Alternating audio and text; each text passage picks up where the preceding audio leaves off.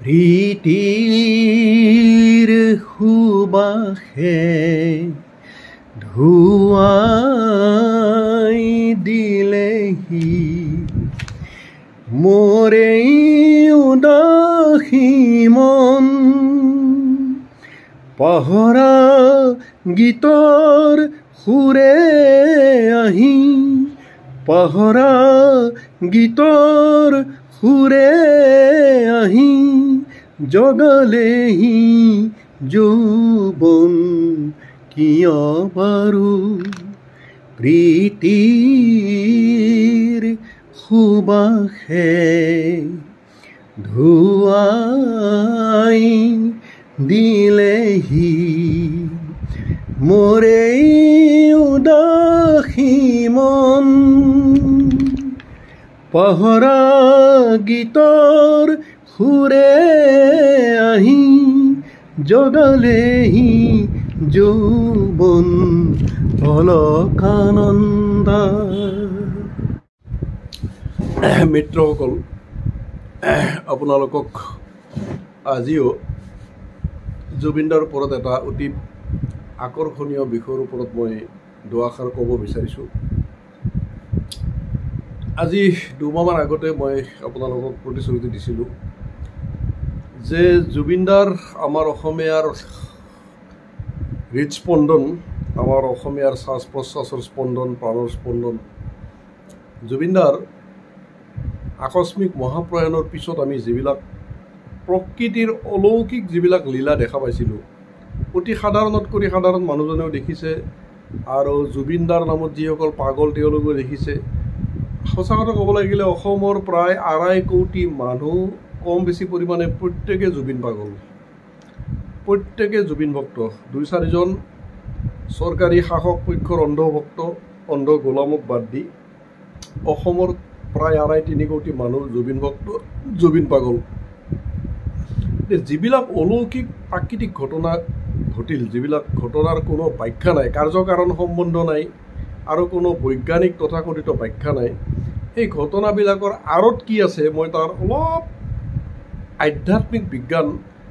অলপ সূক্ষ্ম জগতৰ বিজ্ঞানৰ লগত অলপ আলোচনা কৰিম বুলি মই এটা বচন দিছিলোঁ আপোনালোকক। কাৰণ সকলোৱে দেখা পাইছে এই মহামানৱজনৰ মৃত্যুৰ পিছত যিবিলাক প্ৰকৃতিৰ অলৌকিক ঘটনা, তেওঁৰ ফটোৰ সন্মুখত স্বয়ং গৌ মাতা আহি কান্দিছে, বহুতে দেখা পাইছে, অশ্ৰুপাত কৰা দৃশ্য দেখা পাইছে। তেওঁৰ ফটোৰ সন্মুখত তেওঁ নিজে পোহা বগলীজনী ১ মাহ নোখোৱা নোবোৱা কৰি থাকি শেষত দেহ ত্যাগ কৰা দেখা পাইছে। অসংখ্য বান্দৰ আহি কিনে ক্ৰন্দন কৰা, বান্দৰে তেওঁৰ ফটোত পুষ্প অৰ্পণ কৰা দেখা পাইছে। স্বয়ং গজৰাজ ঋদ্ধি সিদ্ধিদাতা গণেশৰ বাহন হাতী তেওঁৰ ফটোৰ সন্মুখত আহি তেওঁক পুষ্পাঞ্জলি অৰ্পণ কৰা দৃশ্য আমি দেখিছোঁ। আনকি অসংখ্য ব্যক্তি ৰামধেনুৰ মাজতো জুবিনদাই গান গাই থকা দৃশ্য দেখা পাইছে। বহুতে ইন্দ্ৰধেনু দেখা পাইছে, জুবিনদাক ইন্দ্ৰধেনুৰ মাজত বহুতে দেখা পাইছে। বহুতে মেঘৰ মাজত জুবিনদাক দেখা পাইছে। বহুতে মোবাইল চাই থাকোঁতে আকস্মিকভাৱে দিব্য গোন্ধ পাইছে। বহুতে ৰৈ ৰৈ বিনালে তেওঁৰ প্ৰাণৰ যিখন স্পন্দন, যিখন সেই চিনেমাখন চাই থাকোঁতে বহুতে তেওঁৰ শৰীৰত ব্যৱহাৰ কৰা যি চেণ্ট, চন্দনৰ চেণ্ট, সেই চন্দনৰ চেণ্ট বহুতে পাইছে। বহুতে তেওঁৰ খৰমৰ আৱাজ পাইছে। এনেধৰণৰ অলৌকিক ঘটনাও হৈছে যে যিটো তেওঁৰ নামত যিজন যুৱকে প্ৰায় ২৮,০০০ নে ৩০,০০০ কেছেটৰ যিটো ঘৰ গঢ়ি তুলিছিল, তাতে ৰাতিৰ ভিতৰতে মুখা বুলি কেছেটটো ভাঙি পৰি আছে। সেই কেছেটটো ভাঙি পৰিছে আৰু ওপৰৰ তাৰ যিখন বাকলিখনত মুখা বুলি লেখা আছে। গতিকে অসংখ্য ব্যক্তি স্বপ্নত জুবিনদাক দেখা পাইছে, স্বপ্নত অসংখ্য ব্যক্তি জুবিনদাৰ বাণীও শুনা পাইছে। আনকি আমাৰ আধ্যাত্মিক হাৰ্টথ্ৰব লেখিকা অলকানন্দা বাইদেৱেও যেতিয়া গোটেই ৰাতি জব কৰি আছিল, জব কৰি থাকোঁতে অলৌকিকভাৱে মস্তিষ্কৰ কিছুমান তেওঁ সূক্ষ্ম স্পন্দন পাইছিল। স্পন্দনৰ মাজত কিছুমান বাণী, অলৌকিক বাণী কিছুমান তেওঁৰ অন্তৰাত্মাৰ মাজত ভাহি আহিছিল। তেওঁৰ মন বুদ্ধি চিত্ত অহংকাৰক ভেদ কৰি অন্তৰ চিত্তৰ মাজত, অন্তৰ মনৰ মাজত, অন্তৰ হৃদয়ৰ মাজত কিছুমান বাণী ভাহি আহিছিল। যে প্ৰকৃতিৰ মাজত বহুত অলৌকিক লীলা হ'ব, তুমি চাই থাকিবা। আৰু বাইদেৱে ভৱিষ্যতবাণী কৰাৰ কিছুদিন পিছত সঁচাই সমগ্ৰ অসমবাসীয়ে দেখা পাইছিল যে জুবিনৰ মৃত্যুত স্বয়ং প্ৰকৃতিও যাতে কান্দি আছে। চৰাই চিৰিকটিবিলাকে অশ্ৰুপাত কৰা দৃশ্য দেখা পাইছিল জুবিনৰ ফটোৰ সন্মুখত।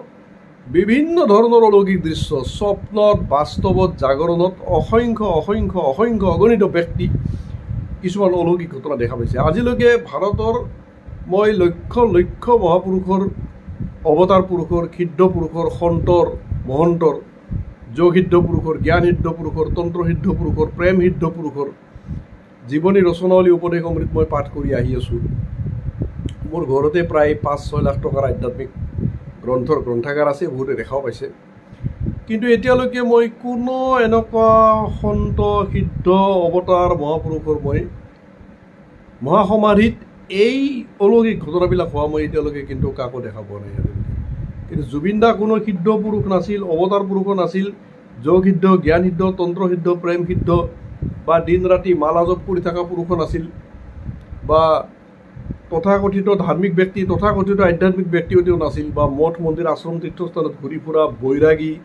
বা সন্ত বা বিন বৰাগী জাতীয় ব্যক্তিও তেওঁ নাছিল। তেওঁ জীৱনবিলাসী ব্যক্তি আছিল। তেওঁৰ বাল্যকালৰ পৰাই তেওঁৰ প্ৰেম, জীৱনত তেওঁ কিমান হাজাৰ কিমান শ প্ৰেম কৰিছে তাৰ কোনো অন্ত নাই। তেওঁ নিজে কৈছে, নিজৰ পিতৃৰ সন্মুখত তেওঁ কৈছে যে মই প্ৰথম প্ৰেম একদম বাল্যকালতে আৰম্ভ হৈছিল। গতিকে তেওঁ জীৱনৰ অন্তিম সময়লৈকে তেওঁ অতি অতি অতি ৰোমান্টিক চৰিত্ৰৰ ব্যক্তি আছিল। আৰু খাদ্য পাতিৰ ক্ষেত্ৰতো তেওঁৰ তেনেকুৱা বৰ বেছি বাছ বিচাৰ নাছিল, কাৰণ তেওঁ প্ৰকৃতিৰ লগতকেও কিন্তু অপাৰ প্ৰেম আছিল প্ৰকৃতিৰ প্ৰতি। প্ৰকৃতিৰ প্ৰত্যেকটো চৰাই চিৰিকটি, প্ৰত্যেকটো জন্তু জানোৱাৰ, আকাশ বতাহ, হাবি বন জংঘল, নদ নদী, পাহাৰ পৰ্বত, কাছটোৰ পৰা পাৰ চৰাইটোলৈকে, ঘনচিৰিকাটোৰ পৰা শালিকাটোলৈকে তেওঁ সকলোকে অপাৰ প্ৰেম আছিল। আৰু চৰাই চিৰিকটিবিলাকে নিজে নিজে তেওঁৰ গাত আহি বহিছিল। কাৰণ এই যিবিলাক জন্তু আছে, মানুহক বাদ দি অন্য যিবিলাক প্ৰাণী, তেওঁলোকৰ ষষ্ঠ ইন্দ্ৰিয় খুব প্ৰবল। চাব দেই, মই আধ্যাত্মিক বিজ্ঞানৰ মাজলৈকে গৈ আছোঁ ধীৰে ধীৰে ধীৰে ধীৰে। যাক সূক্ষ্ম জগতৰ বিজ্ঞান বুলি কয়, যাক স্থূল জগতৰ যুক্তি তৰ্কই যাক কোনো কালে ঢুকি নাপায়, স্থূল জগতৰ তথাকথিত বিজ্ঞানে যাক কোনো কালে ঢুকি নাপায়, ঋষি অৰবিন্দই যাক কৈছে বোধিগত যুক্তিবাদ। যদি বোধিগত যুক্তিবাদ যদি হয়, যিটো তথাকথিত যুক্তিবাদৰ পৰা ১০০ কোটি যোজন দূৰত, তেতিয়াহ'লে ইয়াৰ কিছুমান হয়তো সমাধান কোনোবাই পাব পাৰে। এই সূক্ষ্ম জগতৰ বিজ্ঞানে চকুৰ ভিতৰত যি চকু আছে, কাণৰ ভিতৰত যি অন্তঃকৰ্ণ আছে, হৃদয়ৰ ভিতৰত যি অন্তঃহৃদয় আছে, চিত্তৰ ভিতৰত যি অন্তৰ্চিত্ত আছে, আত্মাৰ মাজত যি অন্তৰাত্মা আছে, সেই অন্তৰাত্মাত ধৰা পৰা বাণীবিলাক, অন্তৰ চকুত ধৰা পৰা দৃশ্যবিলাক, অন্তঃকৰণত শুনা বাণীবিলাক সূক্ষ্ম জগতৰ বিজ্ঞানে ধৰা পেলাব পাৰে। তেনেকুৱা অসংখ্য অগণিত বাণী আছে যিবিলাক ব্ৰহ্মাণ্ডত ঘূৰি ফুৰিছে, যিবিলাক সাধাৰণ মানুহে শুনা নাপায়। কিন্তু সাধকসকলে আৰু প্ৰকৃতিৰ লগত গভীৰ একাত্মতা লাভ কৰা যিসকল পৰম মানৱতাবাদী বা পৰম প্ৰকৃতি প্ৰেমিক, বা যিসকল অপাৰ সকলো প্ৰাণী, সকলো মানুহৰ প্ৰতি যাৰ অপাৰ প্ৰেম, আমি জুবিনদাৰ জীৱনত আমি দেখা পাইছোঁ যে তেওঁ পাণ তামোলৰ দোকানীটোৰ পৰা একদম নিকৃষ্টতকৈ নিকৃষ্ট সমাজৰ দৃষ্টিত যিসকল কুকুৰ ধূলি জীৱ,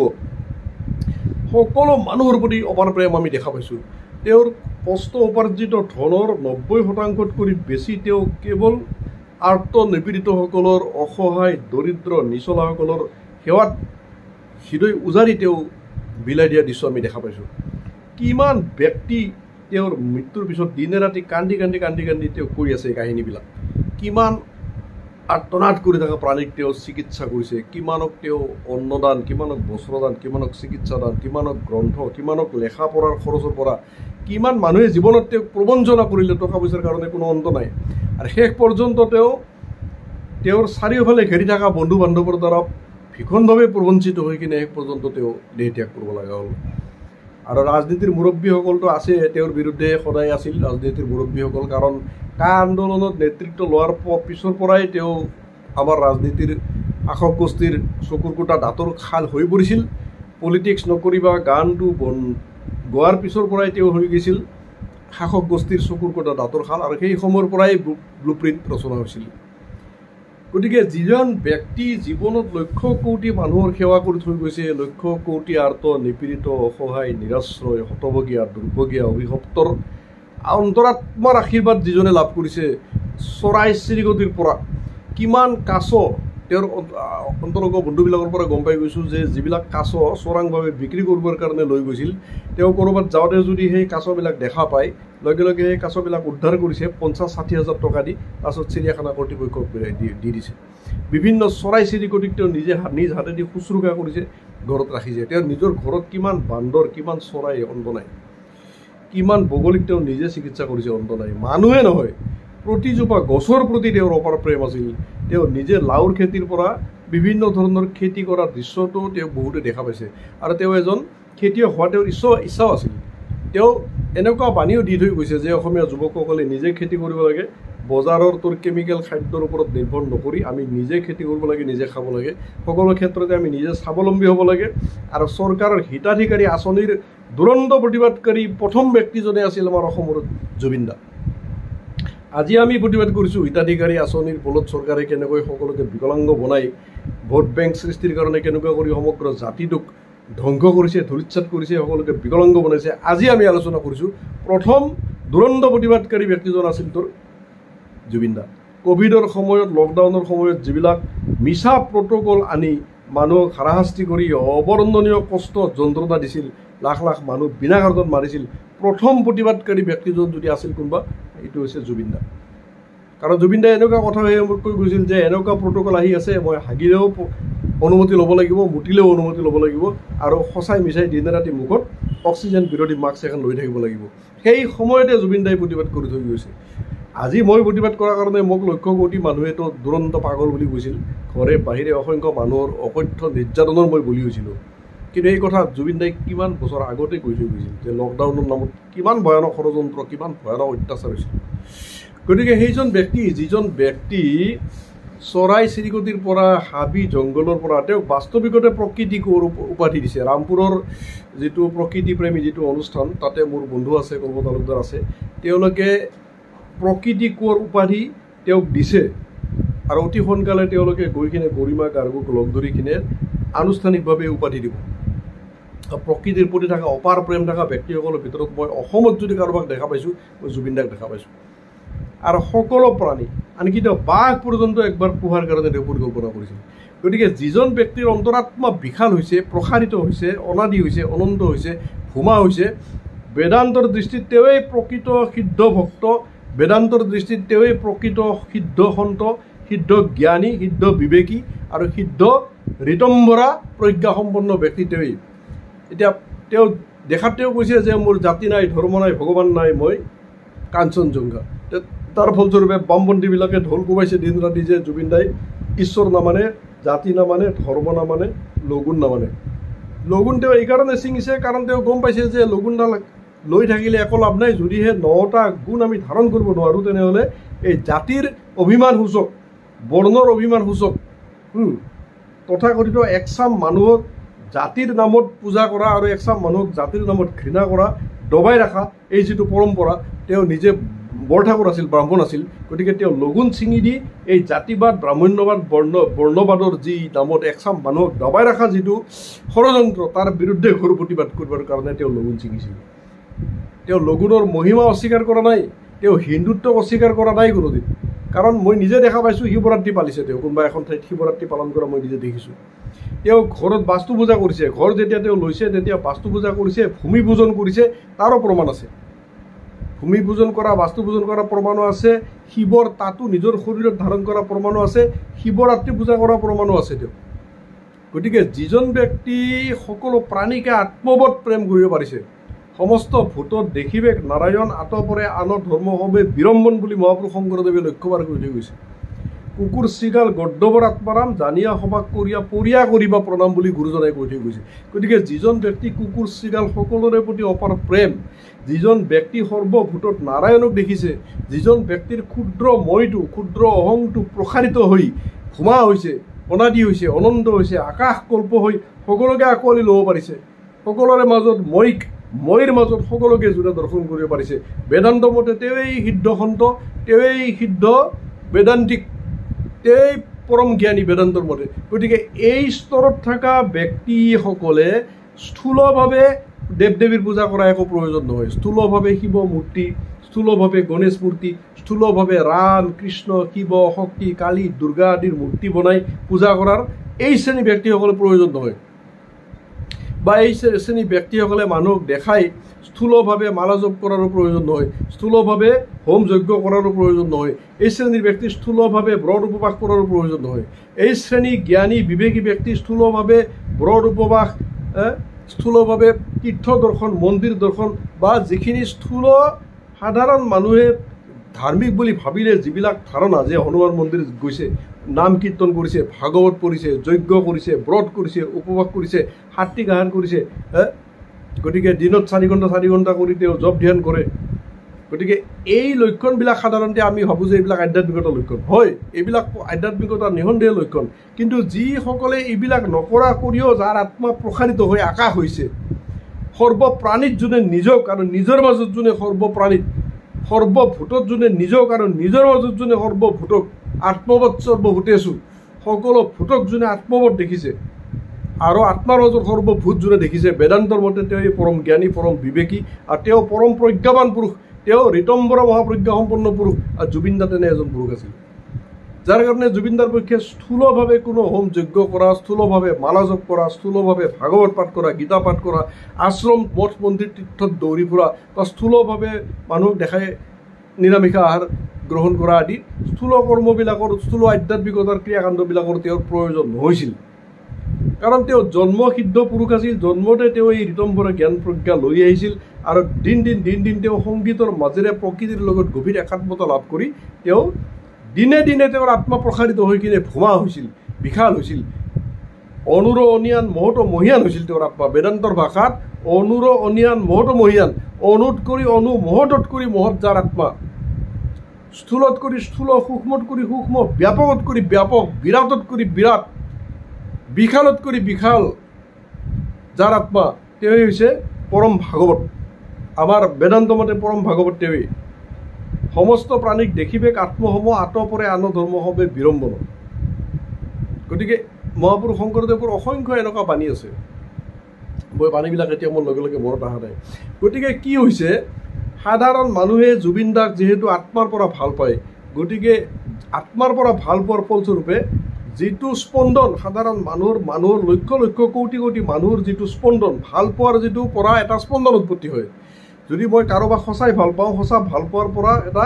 এটা সাত্বিক স্পন্দন উপস্থিত হ'ব। আমি এইটো কথা জানো যে আমাৰ জীৱনৰ প্ৰতিটো চিন্তা, প্ৰতিটো বাক্য, মুখেদি ওলোৱা প্ৰতিটো বাক্য, প্ৰতিটো বিচাৰ, প্ৰতিটো চিন্তন, তাৰ পৰা উৎপত্তি হয় কি? স্পন্দন। স্পন্দন ৰূপান্তৰিত হৈ উৰ্জাত, উৰ্জা ৰূপান্তৰিত হয় কিহত? ফিজিকেল ৰিয়েলিটি বা বাস্তৱ পৰিঘটনাত। সুখ দুখ, সৌভাগ্য দুৰ্ভাগ্য আৰু প্ৰকৃতিৰ যত যি পৰিৱৰ্তন, এইবিলাক হৈছে ফিজিকেল ৰিয়েলিটি। এইবিলাকৰ মূলতে আছে উৰ্জা বা শক্তি। উৰ্জা বা শক্তিৰ মূলত আছে স্পন্দন। স্পন্দনৰ মূলত আছে মানুহৰ বিচাৰ, চিন্তন, ভাৱনা, মুখ উচ্চাৰিত বাক্য আৰু মনৰ ভাৱ। এতিয়া যিহেতু 2.5 কোটি 3 কোটি মানুহৰ আত্মাৰ মাজত যিহেতু জুবিন আছে, হৃদয়ৰ স্পন্দনৰ মাজত যিহেতু জুবিন দা আছে, ভাল পোৱা চকুৰ পানী দি কোটি কোটি মানুহে কান্দিছে। আজি তেওঁৰ সমাধি ক্ষেত্ৰ তীৰ্থস্থান হৈ গৈছে। কোনো মহাপুৰুষ আজিলৈকে ভাৰতত জন্ম নাই যাৰ সমাধি ক্ষেত্ৰ যাৰ তীৰ্থস্থান হৈ যায়। কাৰণ শ্মশানত গ'লে মানুহ গা ধুব লাগে, কিন্তু জুবিন দাৰ শ্মশানত গ'লে মানুহ মহাশুদ্ধ হৈ যায়, তাতে গা ধোৱাৰ প্ৰশ্ন নুঠে। গতিকে প্ৰকৃতিয়ে মানুহৰ এই ভাৱনাৰ স্পন্দনটো চিনি পাইছে। এই 2.5 কোটি মানুহৰ ভাৱনাৰ যিটো স্পন্দন, বাক্যৰ পৰা ওলোৱা যিটো স্পন্দন, চিন্তনৰ পৰা ওলোৱা যিটো স্পন্দন, আত্মাৰ গভীৰৰ চকু পানীৰ নিজৰা বহি গৈছে কোটি কোটি মানুহৰ, এই চকু পানীৰ যি স্পন্দন, এইটো প্ৰকৃতিয়ে চিনি পাইছে। এই স্পন্দনৰ যিটো ফ্ৰিকুৱেঞ্চি, সেই ফ্ৰিকুৱেঞ্চিয়ে প্ৰকৃতিত অলৌকিক পৰিৱৰ্তন কিছুমান আনিছে। সেই পৰিৱৰ্তনৰ কাৰণে কোনোবাই দেখা পাইছে ৰামধেনুৰ মাজত জুবিন দাই গান গাই আছে। সেই প্ৰকৃতিৰ সেই অলৌকিক স্পন্দনৰ কাৰণে, স্পন্দনৰ যিটো উৰ্জা এনেকুৱা ফ্ৰিকুৱেঞ্চিলৈকে গৈছে, যি ফ্ৰিকুৱেঞ্চিয়ে মানুহৰ মনত বহি থকা চিত্ৰৰ অনুৰূপ দৃশ্যবিলাক প্ৰকৃতিৰ মাজত প্ৰতিবিম্বিত কৰিছে। যেনেকুৱা কৰি মায়ঙৰ অজাবিলাকে কি কৰিব পাৰিছিল, মানুহক বাঘ বনাব পাৰিছিল, মানুহক হৰিণ বনাব পাৰিছিল, বিভিন্ন জন্তু, জীৱ জন্তু মানুহৰ মাজত সৃষ্টি কৰিব পাৰিছিল মন্ত্ৰৰ বলত। মন্ত্ৰৰ বলত কেনেকৈ পাৰিছিল? কাৰণ মন্ত্ৰ হৈছে এটা তৰংগ। মন্ত্ৰৰ প্ৰতিটো অক্ষৰ যদি উপযুক্ত বিধি বিধান মতে যদি তাক যদি ঘূৰাই থকা হয় লক্ষ লক্ষ বাৰ কোটি কোটি বাৰ উপযুক্ত বাৰ তিথিত উপযুক্ত মালাই দি উপযুক্ত আসনে দি উপযুক্ত বিধি বিধানৰ দ্বাৰা ইয়াক হেৰি কৰোঁতে কৰোঁতে কৰোঁতে এটা নিৰ্দিষ্ট কি হ'ব এই স্পন্দন উপস্থিত হ'ব সেই স্পন্দনটোৰ যিটো পেটাৰ্ণ সেই পেটাৰ্ণটো এটা নিৰ্দিষ্ট ফ্ৰিকুৱেঞ্চিলৈকে যেতিয়া যাব তেতিয়া সাধকৰ ইচ্ছা অনুযায়ী সি এই স্পন্দনে কি ৰূপ লয় যদি বিচাৰে যে মই বাঘ হ'ম তেনেহ'লে সেই ফ্ৰিকুৱেঞ্চিয়ে সেই পেটাৰ্ণৰ সেই উৰ্জাই সেই ফ্ৰিকুৱেঞ্চিলৈকে যোৱাৰ পিছত সি বাঘ হৈ গৈছে সেইকাৰণে মায়ঙৰ যাদুকৰবিলাকে বাঘো হ'ব পাৰিছিল বান্দৰো হ'ব পাৰিছিল ভূত পেটো হ'ব পাৰিছিল চব হ'ব পাৰিছিল মন্ত্ৰবোৰত মন্ত্ৰৰ নিগুৰ বিজ্ঞান এইটো মন্ত্ৰ হৈছে স্পন্দনে তাৰ সাধকৰ ভাৱনা অনুযায়ী যিটো পেটাৰ্ণ নিৰ্মাণ কৰিব সেই পেটাৰ্ণক ফ্ৰেমিং কৰিলে নিৰ্দিষ্ট ফ্ৰেমত ফ্ৰেমিং কৰিলে সেই উৰ্জাই এটা নিৰ্দিষ্ট ফ্ৰিকুৱেঞ্চিলৈকে গ'লে সাধকৰ মনোবাঞ্ছিত ৰূপ সি লৈ লয় গতিকে এই যে ২.৫ কোটি মানুহৰ যি মনৰ পৰা ওলোৱা যি স্পন্দন বিচাৰৰ পৰা চিন্তনৰ পৰা ভাৱনাৰ পৰা অপাৰ ভাল পোৱাৰ পৰা চকু পানীৰ পৰা যিটো শক্তি উপস্থিত হৈছে যিটো স্পন্দন আহিছে এই স্পন্দনে এটা পেটাৰ্ণ লৈছে নিৰ্দিষ্ট কিছুমান পেটাৰ্ণ লৈছে এই পেটাৰ্ণৰ পৰা যি উৰ্জা উপস্থিত হৈছে সেই উৰ্জাই একোটা নিৰ্দিষ্ট ফ্ৰিকুৱেঞ্চিত প্ৰকৃতিৰ মাজত কিছুমান অলৌকিক কাণ্ড সৃষ্টি কৰিছে কোনোবাই দেখা পাইছে মোবাইলটোৰ পৰাই চন্দনৰ গন্ধ পাই গৈছে কোনোবাই মোবাইলটো চাই থাকোঁতে জুবিন দাই ব্যৱহাৰ কৰা বিভিন্ন ধৰণৰ ফুলৰ গন্ধ বা চন্দনৰ গন্ধ বা কোনোবাই চেণ্টৰ গন্ধ পাইছে কোনোবাই হয়তো প্ৰকৃতিৰ জীৱ জন্তুবিলাকে অশ্ৰুপাত কৰা দৃশ্য দেখা পাইছে কোনোবাই আকাশৰ মাজত মেঘৰ মাজত কোনোবাই নদীৰ মাজতো জুবিন দাক দেখা পাইছে পুখুৰীৰ মাজতো বহুতে জুবিন দাক দেখা পাইছে জোনৰ মাজত সূৰ্যৰ মাজতো বহুতে জুবিন দাক দেখা পাইছে অসংখ্য কোনোবাই জব কৰি থাকোঁতে মগজত অলকা বাইদেউৰ দৰে অসংখ্য তাতে অলৌকিক স্পন্দনবিলাক আহি কিনে অলৌকিক স্পন্দনে অলৌকিক বাণীৰ ৰূপত তেওঁৰ মগজত আহি কিনে হেৰি কাৰণ তেওঁৰ অন্তৰাত্মাৰ পৰা জুবিন দাক ভাল পায় তাৰ চায়েন্সটো এইটো অন্তৰাত্মাৰ পৰা তেওঁ জুবিন দাক ভাল পোৱাৰ কাৰণে এই ভাল পোৱাৰ যিটো স্পন্দন সি এটা নিৰ্দিষ্ট পেটাৰ্ণ আছে তাৰ প্ৰত্যেকটো স্পন্দনৰ পেটাৰ্ণ বেলেগ সেই পেটাৰ্ণ যেতিয়া ফ্ৰেমিং হৈ গৈছে তাৰ পৰা যি উৰ্জা উপস্থিত হৈছে সেই উৰ্জাই সেই ফ্ৰিকুৱেঞ্চিলৈকে যেতিয়া গৈছে তেতিয়া সি মগজত কি কৰিছে তৰংগ প্ৰচণ্ড সি মানে টক্কৰ দিছে মগজত সেই ফ্ৰিকুৱেঞ্চিত যেতিয়া প্ৰচণ্ড টক্কৰ দিছে তেতিয়া সূক্ষ্ম প্ৰকৃতিৰ যি বাণী সেই সূক্ষ্ম প্ৰকৃতিৰ বাণীবিলাকে তেওঁৰ মগজৰ মাজত তেওঁৰ ধ্বনিত প্ৰতিধ্বনিত হৈছে যে তুমি অপেক্ষা কৰি থাকা প্ৰকৃতিৰ মাজত বহুত কিবা কিবি অলৌকিক ঘটনা হ'ব গতিকে এইবিলাক হৈছে বিজ্ঞান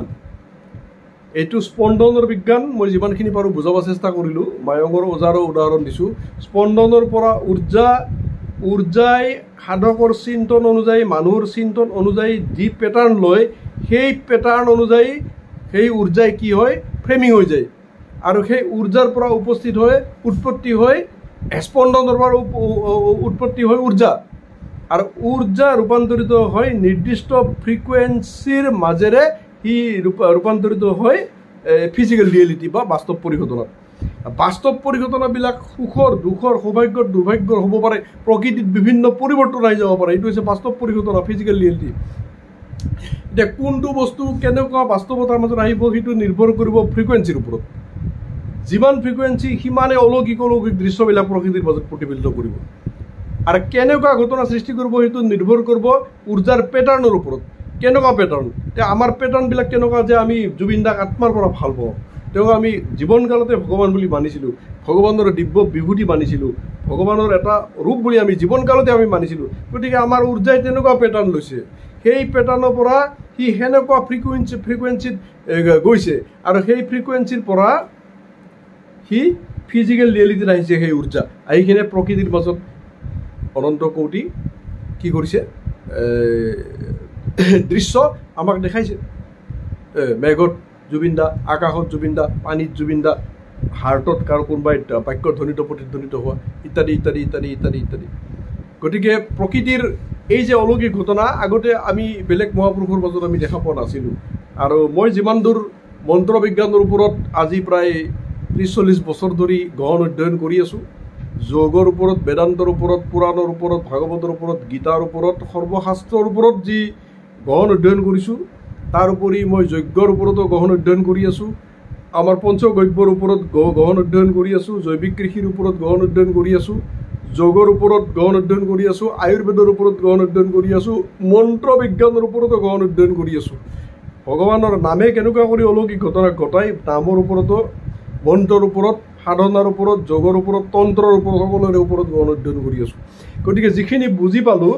যে মানুহৰ মনৰ বিচাৰ, ভাৱনা, চিন্তন, মুখৰ উচ্চাৰিত শব্দ আৰু অন্তৰাত্মাৰ ভালপোৱা, প্ৰেম আদিয়ে স্পন্দন সৃষ্টি কৰে। সেই স্পন্দনৰ যি প্ৰকৃতি, সেই প্ৰকৃতিৰ পৰা সেই ধৰণৰ উৰ্জা উপস্থিত হ'ব, উৎপত্তি হ'ব। সেই উৰ্জাই যি ফ্ৰিকুৱেঞ্চিত যাব, সেই ফ্ৰিকুৱেঞ্চি অনুযায়ী সেই ফিজিকেল ৰিয়েলিটি প্ৰকৃতিৰ মাজত আনি কিনে দৃশ্যমান কৰিব, প্ৰতিফলিত কৰিব, যাৰ কাৰণে আমি জুবিন দাক সকলোতে দেখা পাইছোঁ আজি। ধন্যবাদ। যোনে ভাল পাইছে নিশ্চয় মোৰ চেনেল ছাবস্ক্ৰাইব কৰি অল অপশ্যন ল'ব আৰু চাৰিওফালে শ্বেয়াৰ কৰি দিব, আশা কৰিলোঁ। ধন্যবাদ।